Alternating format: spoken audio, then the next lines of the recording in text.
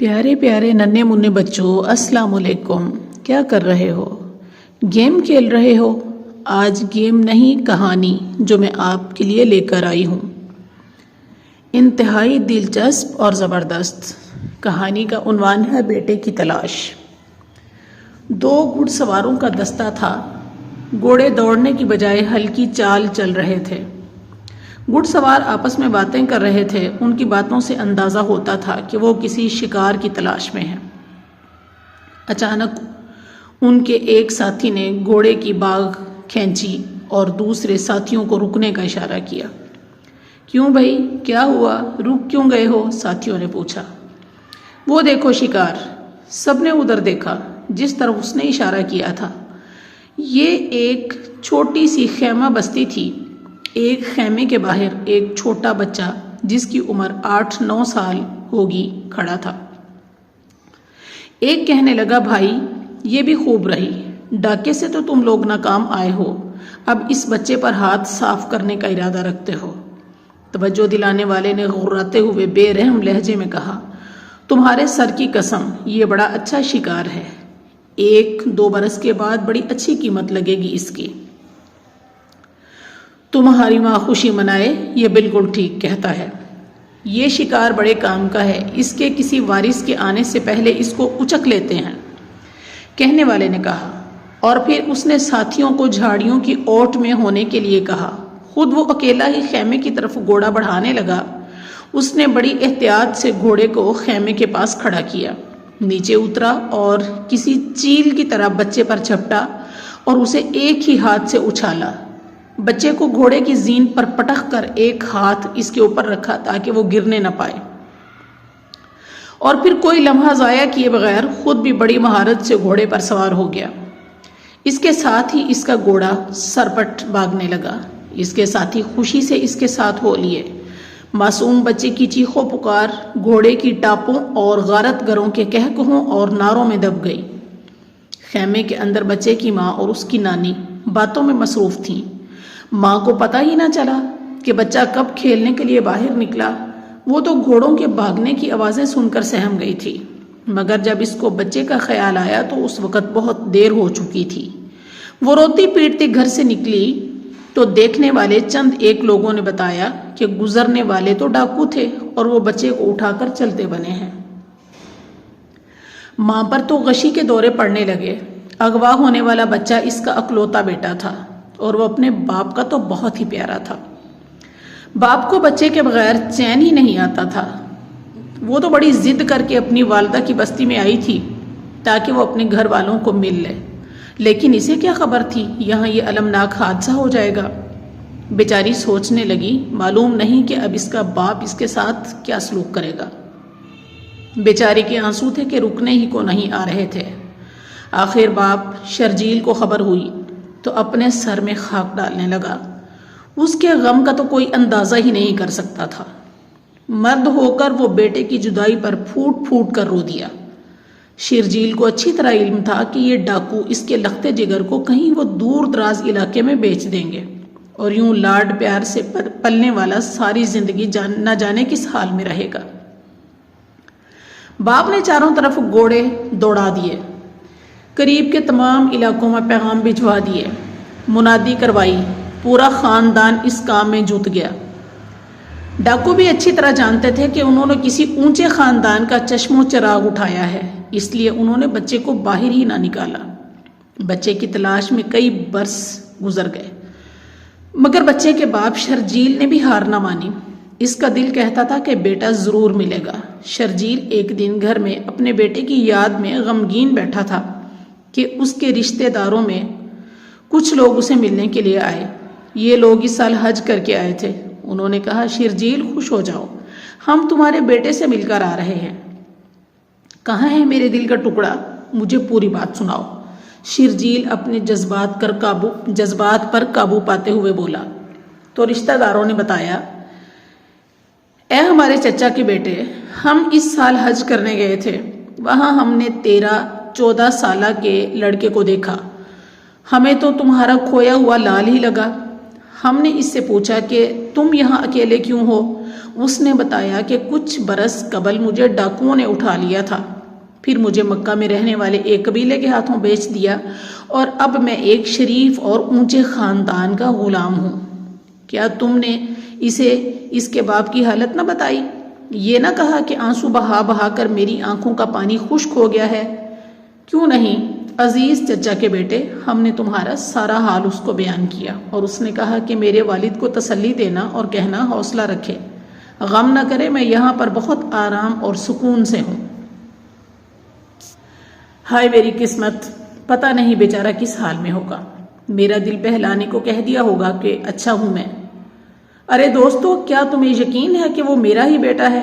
ہاں، معاملے میں تو ہمیں ذرا بھی شک نہیں۔ اس نے اپنا اور تمہارا بالکل ٹھیک ٹھیک بتایا تھا۔ اسے یاد ہے کہ اسے خیمے کے باہر سے ڈاکوؤں نے اٹھایا تھا۔ شرجیل اپنے بھائی کعب سے کہنے لگا، اے میری ماں جائے، چلو ابھی اور اسی وقت چلو، مجھے تو بیٹے کو دیکھے بغیر ایک پل بھی چین نہیں آ رہا۔ ہم مکہ کی طرف چلتے ہیں۔ چنانچہ ایک چھوٹا سا قافلہ اسی وقت مکہ کی طرف روانہ ہو گیا۔ منزلوں پر منزلیں طے کرتے ہوئے یہ لوگ مکہ پہنچ گئے۔ اسے یہ معلوم تھا کہ بچے کو عکاظ نامی میلے میں فروخت کیا گیا تھا، اور ان کے خریدار کا نام حکیم تھا۔ حکیم ایک معزز قبیلے کا شریف آدمی تھا۔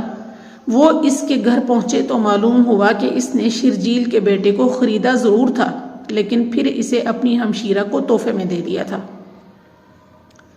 شرجیل کو دراصل اسی خاتون کے قبیلے ماد کا بتایا گیا تھا۔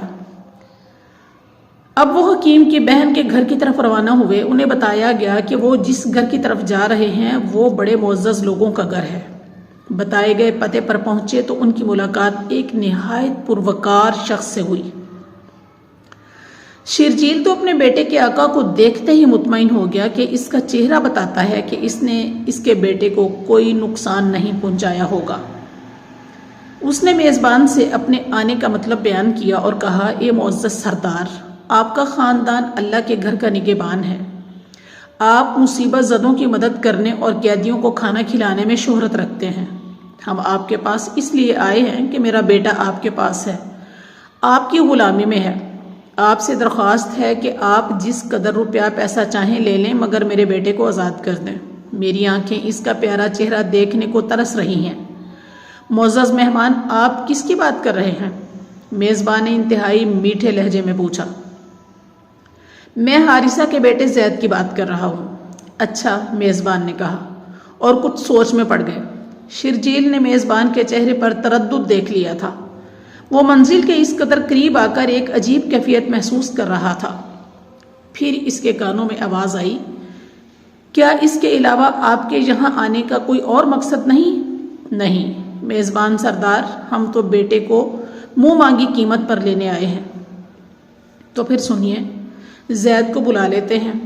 اگر وہ آپ کو پہچان لے اور آپ کے ساتھ جانے پر رضامند ہو جائے تو اسے لے جائیے۔ میں اس کے عوض ایک پائی بھی نہیں لوں گا، لیکن اگر وہ آپ کے ساتھ جانے پر رضامند نہ ہو تو پھر مجھے پسند نہیں ہوگا کہ وہ آپ اس کو زبردستی لے جائیں۔ شرجیل اور اس کا بھائی کعب اس موقع پر ایک ساتھ بولے، اے شریف زادے، اس سے بڑھ کر اور اچھی بات کیا ہو سکتی ہے؟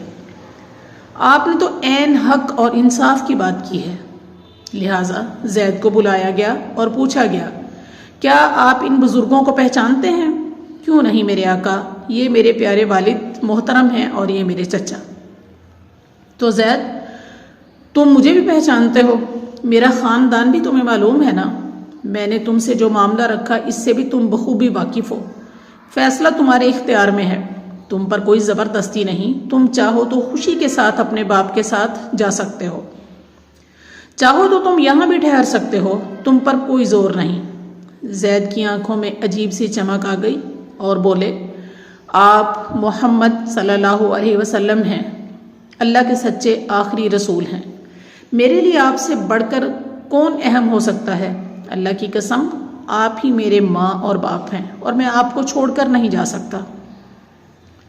سیدنا زید رضی اللہ تعالیٰ عنہ کی بات میں ایک جذبہ تھا، محبت کا ایک سمندر تھا۔ باپ اور چچا نے بڑی حیرت سے بیٹے کی طرف دیکھا۔ باپ نہ جانے کب سے بیٹے کی محبت کا چراغ سینے میں جلائے اسے وادی وادی تلاش کرتا پھر رہا تھا۔ حیرت اور دکھ سے بیٹے کی طرف دیکھنے لگا اور پھر بولا، اے زید، تم پر افسوس، تم آزادی پر غلامی کو ترجیح دے رہے ہو۔ اللہ کی قسم، تمہاری تلاش میں کون سا ایسا پتھر ہوگا جو میں نے نہ الٹا ہوگا؟ اور اب تم کیا کہہ رہے ہو؟